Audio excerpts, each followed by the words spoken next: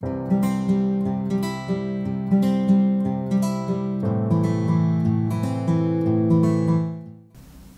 jy vir 'n groep gelowiges sou vra, wat is gebed? Sou meeste antwoord is om na God toe te kom en om te vra vir hulp, wysheid, of om in een of ander behoefte te voorsien. Maar gebed is veel meer as 'n lys van dinge wat ons vra. Dis een van die belangrikste geestelike dissiplines wat die Here gebruik om ons te vorm. Jy sien, wanneer jy bid, gee jy die Here die geleentheid om aan jou hart te werk. Jy leer om sy stem te hoor, sy wil te soek en jou eie wil aan hom te onderwerp. Jy leer om op hom te vertrou, eerder as op jouself. Jy leer hoe om met liefde, genade en waarheid te leef, net soos Jesus. Hy het gereeld op 'n eensame plek, waar niemand hom kon pla nie, gebid voordat hy belangrike besluite geneem het. Hy het byvoorbeeld, voordat die 12 disippels gekies het, 'n hele nag in gebed deurgebring. Hy het ook gebid voordat hy wonderwerke gedoen het. En hy het in Getsemane gebid voordat hy vir ons aan die kruis gesterf het. Ons sien dus dat gebed Jesus se manier van leef was.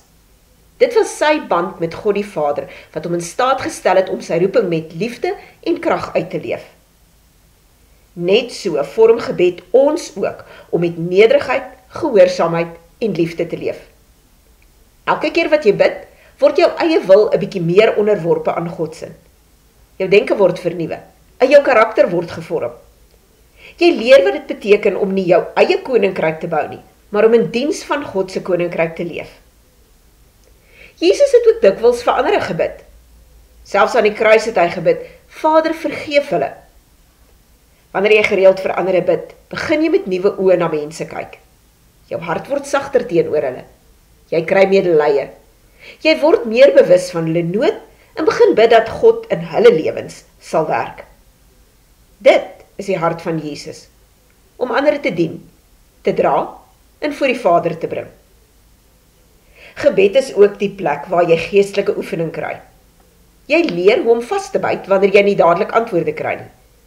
Jy leer hoe om die Here te vertrou wanneer dinge nie sin maak nie. En jy leer hoe om voor hom stil te wees en te wag, soos Jesus gewag het op die Vader se perfekte tyd. Net soos 'n spier sterker word wanneer jy dit oor en oor gebruik, word jou geloof versterk wanneer jy aanhou bid. Dalk is gebed iets waarmee jy so 'n bietjie sukkel. Doen dan wat die disippels gedoen het. Hulle het vir Jesus gevra, Here, leer ons om te bid. En hy het hulle geleer. Jy kan ook by hom stil word en hom vra, leer my om te bid soos U gebid het, en om dan vertrou om jou daarmee te help. Begin dus sommer net daar waar jy is.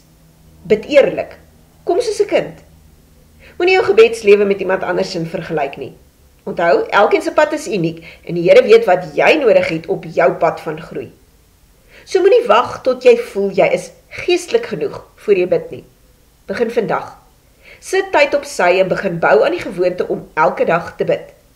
Dis in daardie stilte, daardie plek van gebed, waar jy die Here beter leer ken en waar jy stadig maar seker verander om meer en meer soos Jesus te word.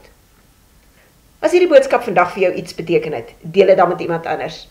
Gee dit ook 'n thumbs up hieronder en teken in op ons kanaal vir meer boodskappe en wenke. Baie seën vir jou en mag die Here jou help om te leer om te bid, sodat jy meer soos Jesus kan word.